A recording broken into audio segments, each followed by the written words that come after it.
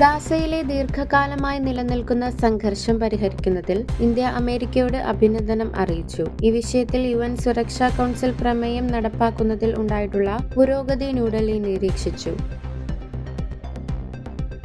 ഒഡീഷയിലെ നബരംഗ്പൂർ ജില്ലയിലെ കബേന ഗ്രാമത്തിൽ ഹിന്ദു സമുദായത്തിൽ നിന്നുള്ള ഗ്രാമവാസികൾ പള്ളിയുടെ സാന്നിധ്യത്തിനെതിരായ എതിർപ്പ് ചൂണ്ടിക്കാട്ടി അത് മാറ്റി സ്ഥാപിക്കണമെന്ന് ആവശ്യപ്പെട്ടതിനെ തുടർന്ന് സംഘർഷം നിലനിന്നു. ജനുവരി 26-ന് കബേന ഗ്രാമത്തിലെ ക്രിസ്ത്യൻ സമൂഹത്തിലെ അംഗങ്ങളിൽ നിന്ന് ഞങ്ങൾക്കൊരു ദുരിത സന്ദേശം ലഭിച്ചു.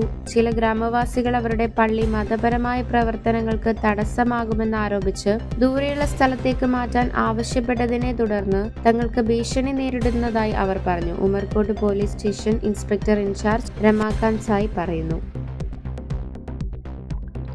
മകന്റെ അകാലവും പെട്ടെന്നുള്ളതുമായ മരണത്തിൽ ബാരാമതി ദുഃഖിക്കുന്നു. പവാറിന്റെ കോട്ടയുടെ ഏറ്റവും ശക്തമായ രാഷ്ട്രീയ സ്തംഭങ്ങളിലൊന്ന് ഇന്ന് നഷ്ടപ്പെട്ടു. പവാർ കുടുംബത്തിന്റെ പുനരേകീകരണത്തെക്കുറിച്ചുള്ള അഭ്യൂഹങ്ങൾക്കിടയിൽ പ്രക്ഷുബ്ധതയുടെ വക്കീലായിരിക്കാൻ സാധ്യതയുള്ള ഒരു പാർട്ടിയെ അദ്ദേഹത്തിന് പിന്നിൽ അവശേഷിപ്പിച്ചു. ബജറ്റ് സമ്മേളനത്തിന് മുന്നോടിയായി പ്രധാനമന്ത്രി നരേന്ദ്രമോദി മാധ്യമങ്ങളെ അഭിസംബോധന ചെയ്തു. ഇന്ത്യ EU FTA കുറിച്ച് പരാമർശിക്കവേ അദ്ദേഹം പറഞ്ഞു, EUവുമായുള്ള FTA അഭിലാഷമുള്ള ഇന്ത്യക്കുള്ളതാണ്. നിർമ്മാതാക്കൾക്കായി തുറക്കുന്ന പുതിയ വിപണികളിൽ നിന്ന് പ്രയോജനം നേടാൻ അവരെ പ്രേരിപ്പിക്കുക. ഇന്ത്യയുടെ സാമ്പത്തിക സർവേ അവതരിപ്പിക്കും.